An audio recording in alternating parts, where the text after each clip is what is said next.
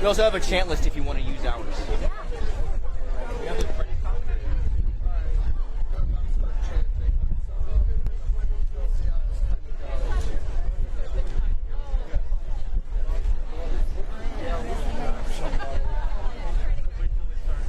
That's what I'm kind of saying. Let's wait till the folks change.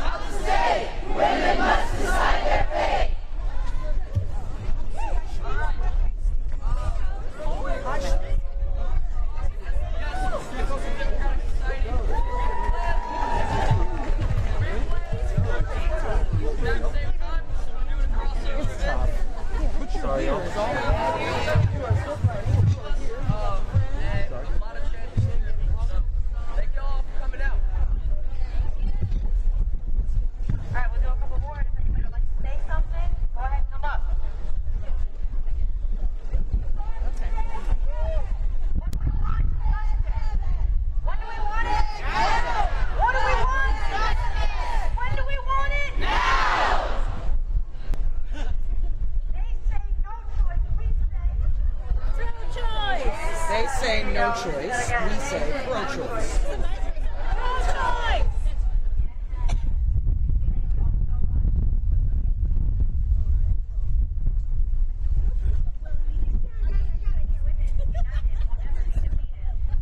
Women united will never be defeated. Women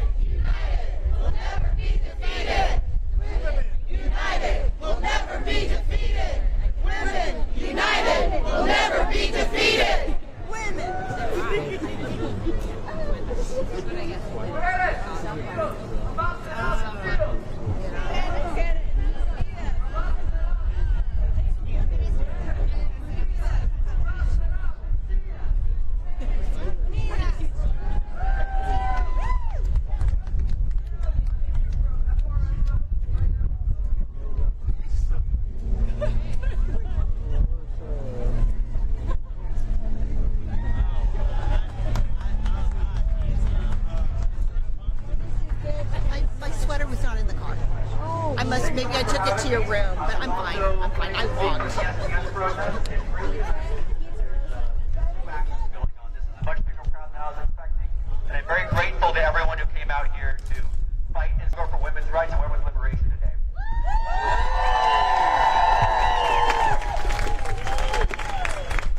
My name is Jules Lattimore, and I'm here and I'm proud to represent the Freedom Road Socialist Organization. A huge thanks to STS for putting this on, and also to Mix for putting this on.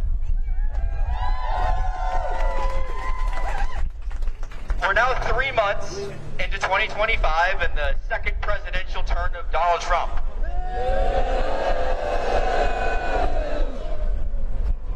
We're 3 years into a post-Dobbs-Jackson decision in the United States. 3 years. Every day now, the threat of abortion, gay rights, trans health care, legislation and restriction looms over us.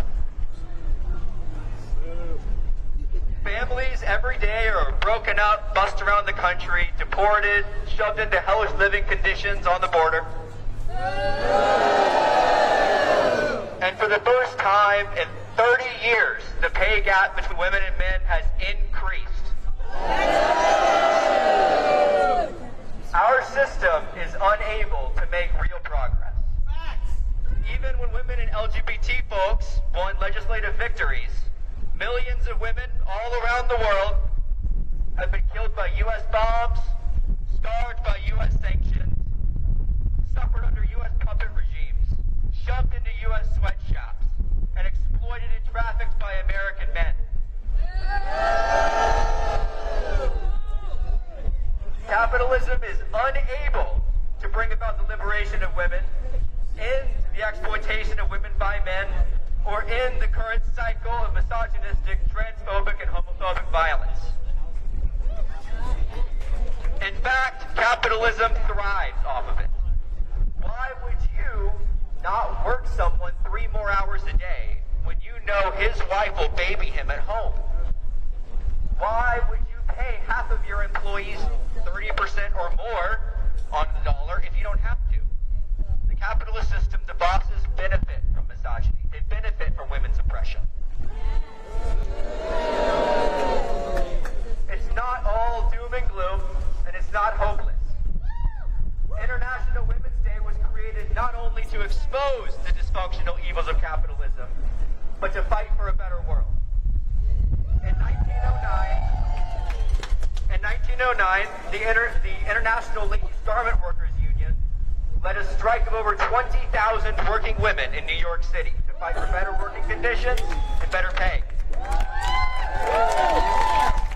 Their struggle and sacrifice inspired the honorable German communist Clara Zetkin to call for an International Women's Day, both to celebrate the victories won by the women workers in the U.S. and to inspire more to come all over the world. 10 years later, inspired by the 100,000 striking women in Petrograd that started the October Revolution, International Women's Day was made a national holiday in the Soviet Union, and has become an annual tradition ever since. We can create a better world. The American century is over. People's China has been on the rise and continues to be on the rise. Even before the disastrous second Trump term, an ever-increasing number of countries were abandoning the U.S. dollar for trade between them. In this country and all over the world, we've seen women and LGBT folks take up the flag of struggle, fighting against national oppression and racism, imperialism and war, for better workplaces and workers' rights, and of course for their own emancipation. The oppression of women predates capitalism, but it cannot now live without it. The revolutionary struggle for socialism sees the liberation of women as an immediate task, and the struggle for the liberation of women must, in its course, struggle for socialism as well. We must abandon capitalism and seek the road of common sense and humanity. Create a system where all people have the same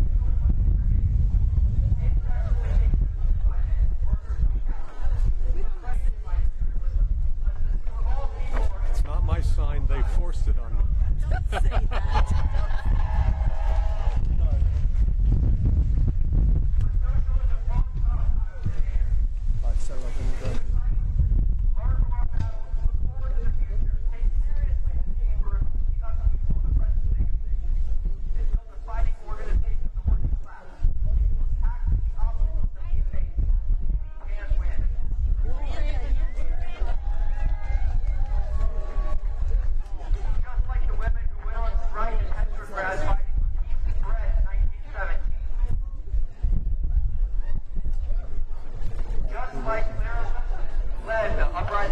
out in New York in 1989.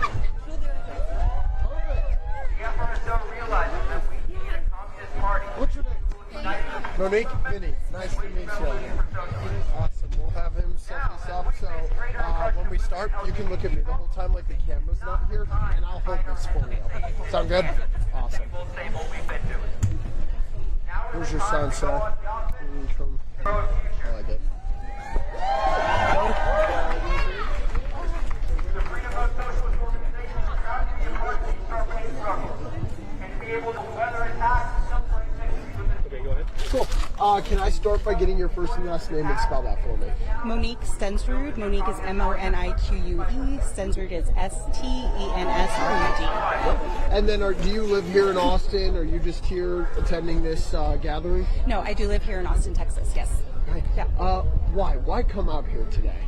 I think it's really important for us to have our voices be heard. I think that, it's International Women's Day. We're here to celebrate and, we have come so far as a nation and we don't want to see ourselves go backwards. It's just unacceptable what this administration is doing, not just for women, but for so many underserved communities. And we're here to have our voices be heard. How does it make you feel to see so many people standing out here with you, voicing the same message together? Yeah. I think there's something special about the community. I think that it makes me feel like I'm not alone. I'm not the only one that's fighting for this. And, I wish there were more people.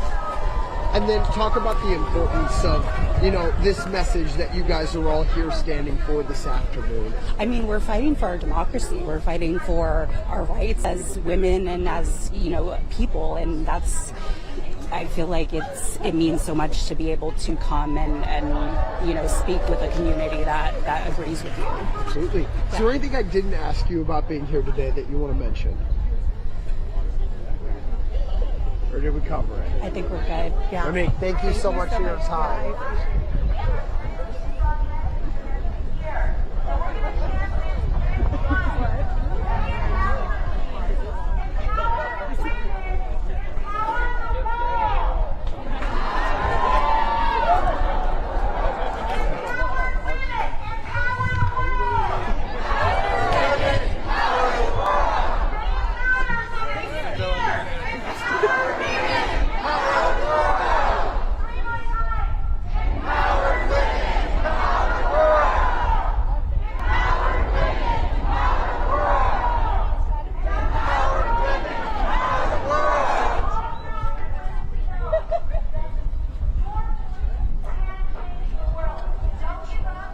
Huh?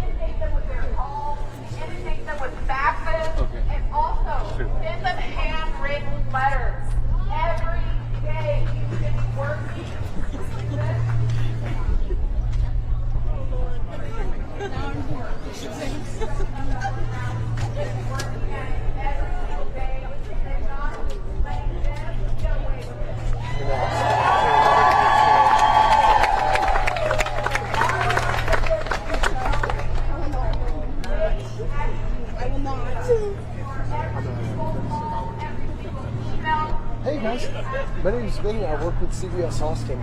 Just trying to talk to some people here in the crowd about the importance of being here. Is that something we're expecting to? Is there a couple of questions about?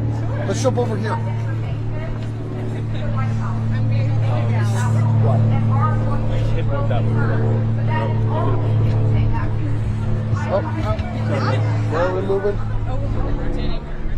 so I have no idea.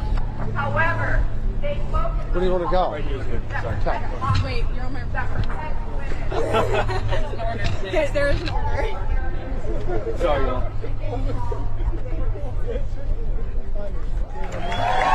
Okay, what was your guys' names? Emily. Marion. Darian. Darian. Nice Yes. to meet you guys. Nice I'm to meet Vinny. you. So once he gets this set up, you both can look at me like the camera's not here, and I'll hold this for you. Okay. Sound good? Yeah. Cool. Go ahead. Going. So just again, I'll get your first and last name and spell that for me. Emily Fruge, EMILY, FRUGE. Darian Franta, DARIAN FRANTA. And then do you both live in Austin? No. Where are you guys coming from? So we're both from a small town outside of Houston called Mont Bellevue. I go to Texas State in San Marcos, and she goes to Texas A&M. How important was it for you guys to travel here to Austin today to be a part of this? It was very important. I'm visiting her for the weekend, and she was like, hey, there's a rally going on. Do you want to go? I'm like, yeah, sure. Yeah. I mean, talk about just wanting to go do that with your friends here. Like, why is that something that you wanted to make sure you were at this afternoon? I think it's just important. My dad's a veteran. He fought for my opportunity to be able to do this and protest something that I don't appreciate and stand up for myself. And I think he gave that up so that I could do that, so I'm going to do it. You know what I mean? Like, he inspires me in a way to speak my truth and say what I want to say. Now, how cool is it to see so many other people here standing with you in the same message? To see men here is just amazing. Like, I was expecting a crowd full of women, and to see men standing next to these women saying, hey, we have your back, that's the definition how you can love someone and care for someone. And that's really important to me. And then talking about just how, men, women, people of, so many different types of people being here. How does that make you feel that you guys sharing this message and so many other people having your back on that same message? It really makes me excited. It makes me proud and happy to just see people take time out of their regular days to do something this important, even though we shouldn't even be having this discussion, but it's really exciting. Yeah. Is there anything I didn't ask you guys that you want to mention? No? Impeach him. Gotcha. That's what I have to say. Thank you guys so much for your time. I Thank appreciate you. it.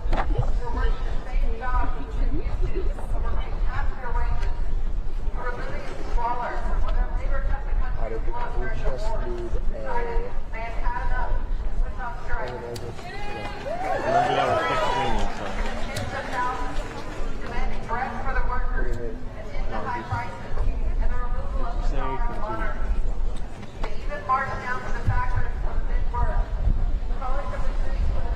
Is that coming out of my mic? Where's the audio coming? Is it coming out of the shotgun? That's what I was audio.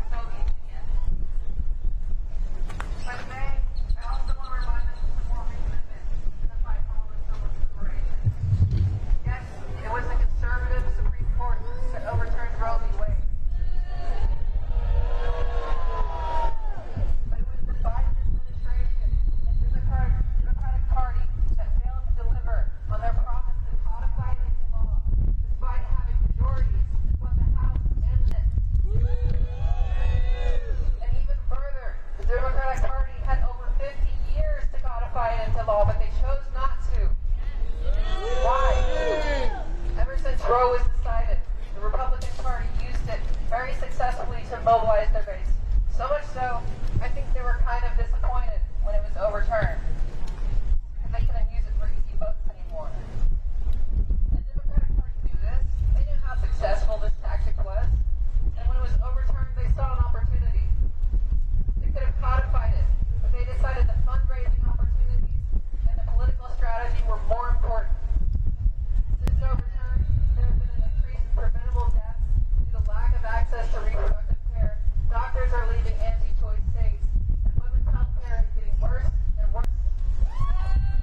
The Democratic Party effectively decided that the lives of women were less important than their political strategy. The blood of every person who has died as a result of the overturn of Roe is on their hands, and we should never let them forget that.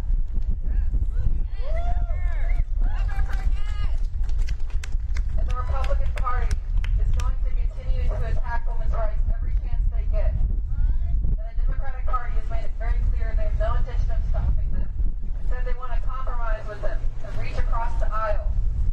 Are we going to compromise on our freedom? It took a constitutional amendment to give women the right to vote.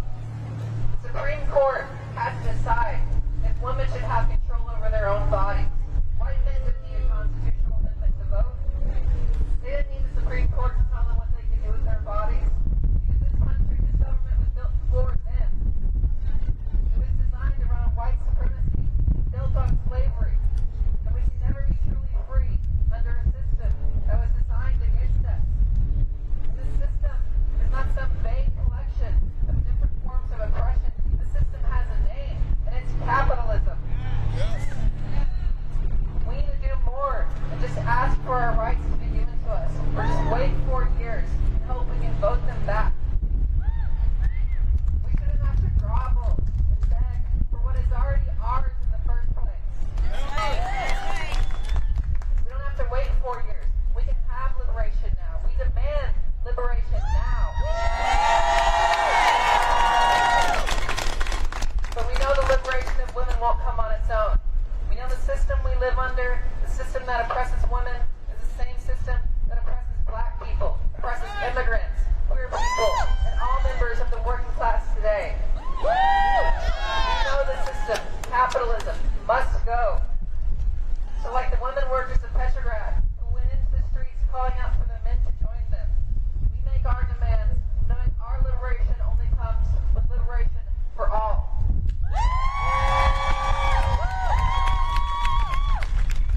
Now before I go, I want to take a minute to talk about the next form of the attack on women's rights.